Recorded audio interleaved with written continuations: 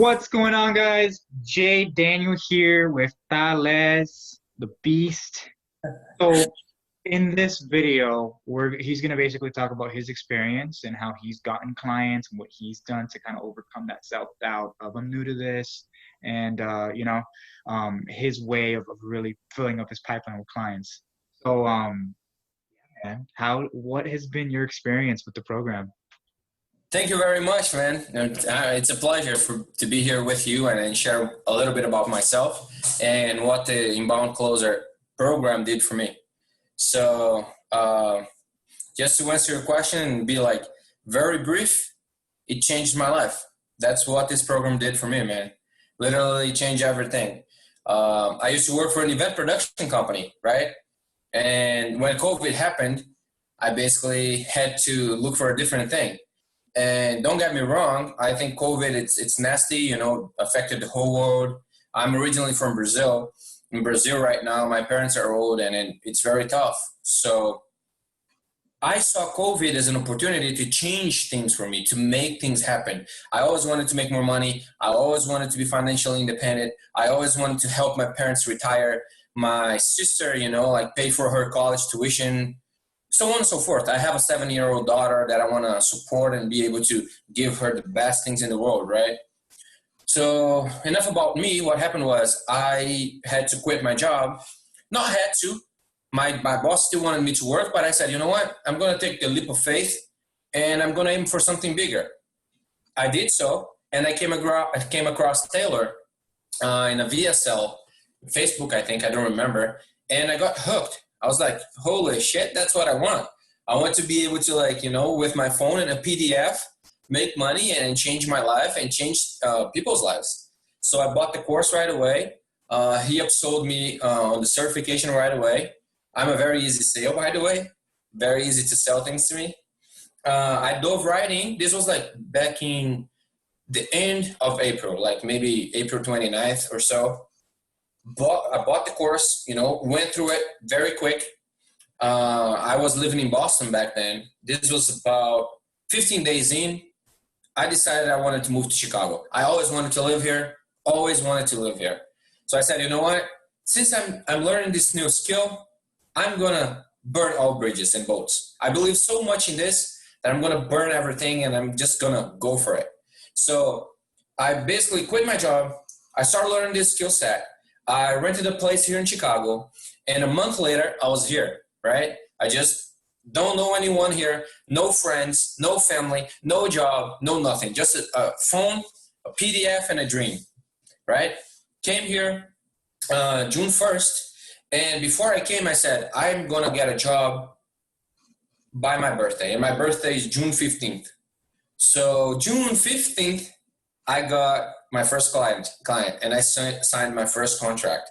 So basically my experience with the program was that I had such a strong belief that this would work. I don't know why. Maybe it was their way of putting it out there. Peyton's story really related with mine. I don't know. I just felt it was the right thing to do, man. Awesome, man. Yeah, it sounds like it's been a trip. So, Right. we were talking earlier, right? And you were saying that you have multiple clients. You have 3 clients right now. How do you do that? How do you go about getting clients?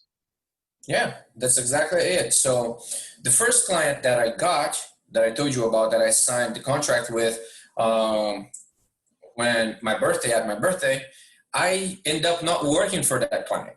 So I'll tell you all about it. But to answer your question, I start doing what, I forgot his name now. I basically start doing what they teach us on the Inbound Closer Accelerator, right?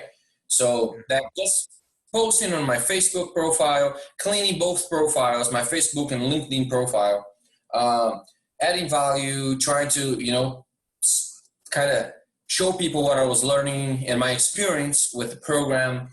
And I just followed the blueprint at the beginning. And this helped me land my first client. But then as I started to do that, I saw different ways of doing. I kind of I became proactive instead of like reactive, if you know what I mean. People want to get clients just like sitting their ass and doing nothing. That's not going to happen. So what I did was I started looking for ways to get my clients in different ways. So I think I posted in the group like 2 very valuable videos about how you can do the same. So I started like really digging into their profile to find things that people liked. Let's say I had a client in mind. I would go to their profile, look at what they liked, see how I could bring value to them and add to them, and not only trying to give. So I think the biggest thing for me was I became very good at learning how to generate value to my client first, or to my prospective client first, instead of trying to get. I feel like the majority of people, they're trying to get. They send a message to them like, hey, you know what? I just learned this skill from Taylor and Eli or Jordan Belfort or whoever, like wherever, like you learned high ticket selling, high ticket closing. And all they do is like, hey, I just learned this and give me a chance. This is not going to work. So my approach is just try to create a relationship. I saw your video that you posted the other day about realtors, and like develop the relationship first. Find a way to interact with them, not trying to get something, just creating the relationship, establishing that relationship, the bond first. Then when time comes and the opportunity is there, you're going to get it. They already know about you. It's like, oh, this guy's nice. He has been giving a lot of value to me. He's been doing this and that. And it's easy now. Or maybe like they have a group and you're constantly posting valuable things in that group. All of a sudden you're in their radar. Does that make sense? So when an opportunity comes and you send them a message, they're like, where did I see this guy? Oh yeah, in my group. He's constantly like commenting and posting things and doing things.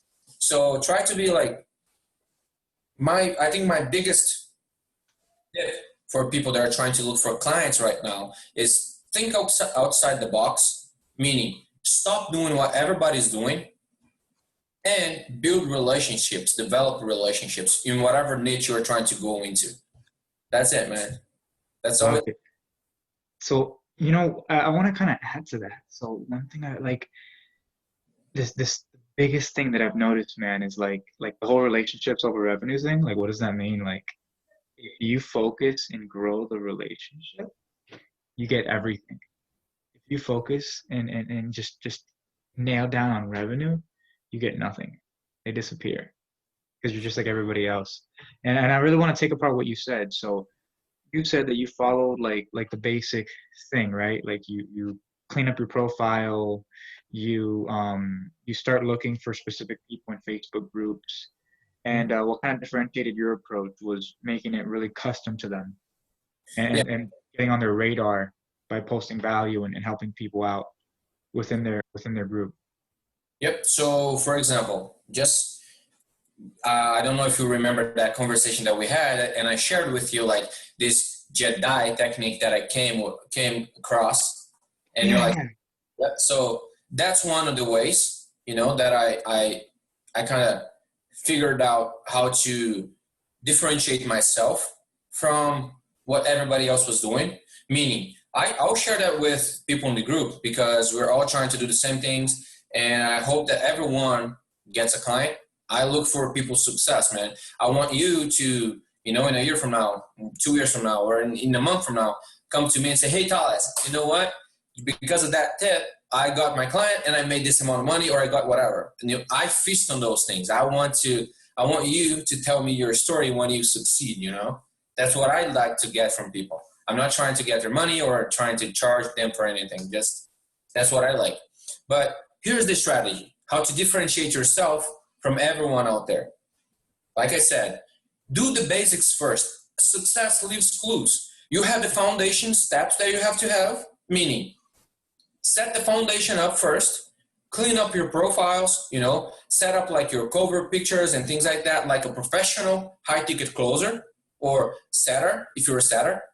Do that on your social media profiles. just like we learned on the course, right? After you do that, you have like many different avenues that you should pursue. But me personally, what I did was I looked for people that were advertising, meaning they were already spending money trying to acquire clients. And specifically on YouTube, that was my strategy. And the reason why is because people that are doing that and advertising on YouTube, they usually have high ticket products that they're trying to sell. So what did I do? I set up my house. I built my house here, which was my profile, everything cleaned up with lots of content. Then I went to YouTube. I searched for ads in things that I was interested in. So digital marketing agencies, e-commerce, and all things that I was interested in. I wrote down the names of the people that were selling that, right? Whoever they were, people X, Y, Z. I made a list and a spreadsheet with those things, with those names. Then I basically stalked them, meaning I went to their Facebook profiles, I went to their, Instagram profiles, I went to their websites, and every single form of contact that I could get, I did write that down, and then I created a specific video, very personalized and very customized to them. Meaning, if I saw something on their Instagram that was like eye-catchy for me or that was important, I would create a Loom video, like a 60-second Loom video. Something like, hey, John, just watched your webinar. I was amazed by your content and, the amount of value that it brings. I am a closer that focuses specifically in closing for XYZ niche. I would love to add value to you by doing X, Y, and Z, blah, blah, blah, blah, blah, blah, and differentiating yourself. I would create this video, and then I would send the message to the person in those 3, 4, 5 different channels that I found out, right? Does that make sense? Yeah, so it sounds like, so I wrote some notes here. So it sounds like for you're looking for the people that are actively running ads. Yeah. And then once you find them, once you see their ads and you find them, you basically stalk the internet, and so you have like a bunch of ways to touch point with them, and you hit them with a customized video speaking to what they find valuable, and you learn that by really researching them and seeing what they post about. Pretty much, because the other thing that's very important is this. Everyone could send a video, but try to focus on things that you see. So let's say I go to Taylor's profile, and I look his profile. He has a lot of things about his daughter and his family. I would then record a video and try to make this the first 10 seconds of my video. Hey, Taylor, you have a beautiful family, man. I saw like all those things that you post on your Facebook page, blah, blah, blah, blah, blah. Does that make sense? Absolutely. So you're speaking to what's valuable to him. I'm just turning this off. Exactly. Yeah, no problem. Yeah, man. It's so even with like sales calls, we were talking about that a second ago. Like the differentiator is like you have a script here, right? And then you have the actually looking for the responses in the other person based on what's important to them. I think the pattern here is what's important to them instead of Exactly. what's important to you. Like hire me versus this is important to you, right? Exactly. So you nailed. That's it. You hit the nail right in the head. Meaning, it's not about you. It's not about you. You got to forget about yourself and think about them. Like, okay, how can I add value to this person? How are you going to know that? Look their profiles, man, social media profiles. Look at their website. Look at what they do. Look at the testimonials that they've got, groups that they might have. Whatever way you can find to literally figure out what they're doing, then you're going to have a very good grasp on what it's important to them. Yeah, man. Good story. So I had an interview with the guy, right? And it didn't go so good. He told me like, yeah, I give you a C minus, right? And I was like, well, and I'm thinking I'm killing it, right? He tells me, dude, I give you a C minus. And he's I'll get back to you. We have 5 people that we have we're trying to pick 2 people. We're trying to pick 1 person. We have 5 right now, so I'll let you know, right? And I know like, I'm not gonna get it, right? I see his ad. He's just running his ad, right? And there's no comments on it. There's no likes. I go on the ad and I just type in this guy's name. I just type his name. So David. David's a real guy, straight shooter. This is some dude you want to believe in. He tells the truth. I just wrote down his ad. as soon as I write that, I get a message from him, right? Call me. I call him, dude. So look, the position's filled. We can't hire you, but somebody in my network needs a client. Somebody in my network, they need a freaking closer. Are you open to talking to them? And at that point, I told him, oh, no. I got a gig. I'm already signed up with a gig, right? Sales mentor. But he literally called me, bro, saying, hey, I got an opportunity for you. And so here's the funny thing. That's how I got my 2 clients to close for as well. But That's the same way. So what happened was this. This guy called me, whatever his name, John. He's like, oh, actually, I reached out to him first, just like you did, and he's like, okay, let's hop on a call and see what we can do, blah, blah, blah. So we hopped on a call, and I was just honest. He asked me a couple questions. I used the training that we learned to ask him a couple questions as well, just to see if we were going to be a good fit, right? But it was a very honest conversation. I did not try to lie to the guy and say, yeah, you know what, I've closed this much and I did this or that. No, very honest. And he was very straightforward with me. He's like, I'm looking for a person that has more experience, so on and so forth. But I'll keep your number here. I might keep in touch. Then he forgot about that. I forgot about that. And one day he posted a story on Facebook, right? And he was saying something about how people are trying to be who they're not, and just some personal opinion that he had, right? Yeah. And I just sent him a message, and I said, hey man, I saw your story, and don't waste your time with that. Just keep doing what you're doing. I said something just along those lines, Yeah. He called me about half an hour later. He said, hey man, this person on my network, he needs a client. Do you want to interview with them? I said, yeah, sure. Yes. I interviewed with them, yes. right? The guy got me the job, and that's how it works, I don't know. It's just like you said, stop pursuing money, and pursue the relationships, the right relationships in the right environment, and you're going to get what you want. You know what happens when you pursue relationships instead of money? You don't see an opportunity and be like, oh no, that's too good for me. I can't with that opportunity. You're like, if I can build a relationship here, I get access to everybody they have, and we can grow together, right? So you can have an interview with a company that's huge that you might not have a chance with, but build that relationship and they know everybody. Exactly. Yep. You ever heard the quote, everybody's favorite radio station is WIIFM? Yeah. No, I never heard this one, but that's totally true. What's in it for me, man? Yeah. What's in it for me? Yeah. Here, I have a couple questions. So you kind of answered so for your journey and how that went, right? And how you got your client.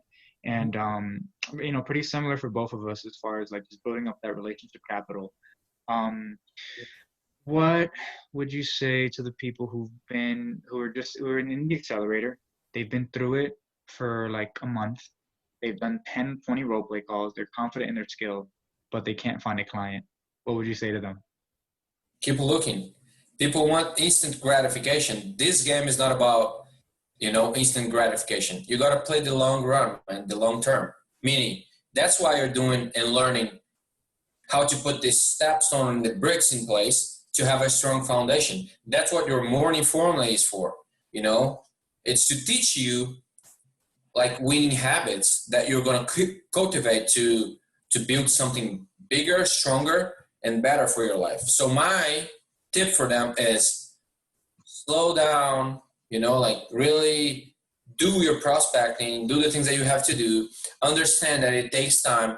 Just because Jay Daniels have a client or I have a client, that doesn't mean that you cannot find a client. Maybe we found a client in 1 month. It's going to take 2 for you. Why does it matter? Just keep doing. If you quit, you're going to fail. We're not a failure until we quit. You can fail along the way many times, and people that are successful do many, many times. But if you quit, you become a failure. So don't quit. Keep pushing forward. Keep going through the setbacks and keep just trying to do. For example, I have an accent. My first language is not even English. And I struggled with that a lot. I was like, oh my God, people are not going to take me seriously. They're going to think that I'm from a call center in, I don't know, in a distant country. And it was like all things that are, this is the story that I was telling myself. And I talk to people on the phone now that I can barely understand their English. Do you know what I mean? So they don't care. They don't care about my accent. What I realized was I was being fucking selfish. Meaning, I was thinking about myself when I should have been thinking about how am I going to serve my prospect? How am I going to challenge them to get out of their comfort zone and get what they need, what they want? So tip here, number one, keep doing what you guys learned. You know, you learned on this program something that's massive. The value from this program is massive. So keep pushing through. Don't quit. You know, don't let other people get into your psychology in your mind. Watch like the type of inputs that you're having. Distance your. This is one of the most important for me. Try to distance yourself from toxic people.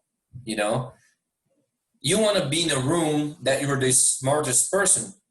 No, you want to be in a room that you're the dumbest one. That way, people are going to pull you like a magnet. They're going to pull you towards your vision, towards your dream. If you're the smartest person in the room, you're in the wrong room, man. So keep pushing through, keep making things happen for you. Don't quit, don't give up. Try to change the inner dialogue that you're having. If you're thinking about like giving up, don't do that. Listen to the daily mind medicine. It's a huge one for me. Sometimes I wake up and I'm not in the mood to do things. So I kind of go through my morning formula, you know, the routine that we were talking about that I just shared with you. And then I listen to Taylor, and the guy's making millions and millions of dollars. And he's like, he starts the daily mind medicine. He's like, yeah, you know, just woke up, not feeling like I want to do anything, feeling super tired, blah, blah, blah. And then he drops that bomb. Like, you know, it's like, holy shit. You know, like it gives you like a motivation, or it literally changes your state. So try to do those things, and I think we would be fine. Anyone would. Stop comparing yourself to other people. That's a huge one too. So like your journey is your journey. So try to compare your results with yourself, meaning if you're comparing you to Taylor, for example, you're gonna feel miserable all the time, because the guy he's been doing that for like 6 years, 7 years, 8 years. I don't even know. Like, and you just started like a month ago and you're complaining because you don't even have a client. Be realistic. You know, you gotta have a vision, but don't compare yourself to other people. Compare yourself to you. Are you 1% better than you were yesterday? Yes, you're on the right track. That's it. Love it. Dude, that's so true, man. Just getting better every day. Um, okay, so a question I had for you was not really a question, I want to add to that. So like here's a good question to ask yourself. Like, okay, it's been 30 days, you don't have the result. Okay, you're making 1,500, you're making 2 grand right now a month, right? What if it takes 90 days? Would it still be worth it for you to make 10 grand a month? What if it took 6 months? Would it still be worth it? Of course it would. What's the alternative? It's either you keep going or you quit and you stay where you are. It's so it's entitlement, man. Can't be entitled. If you are, just go to what is this is what Peyton says in all the team meetings. Like, look, look, the application of Sonic is right here. I can give it to you. Go apply for Sonic. They'll hire you. Exactly. Yeah, man. Okay, yeah. I feel like this has been of like tremendous value, man, to the people going into it. Um, yeah, we'll wrap it up here.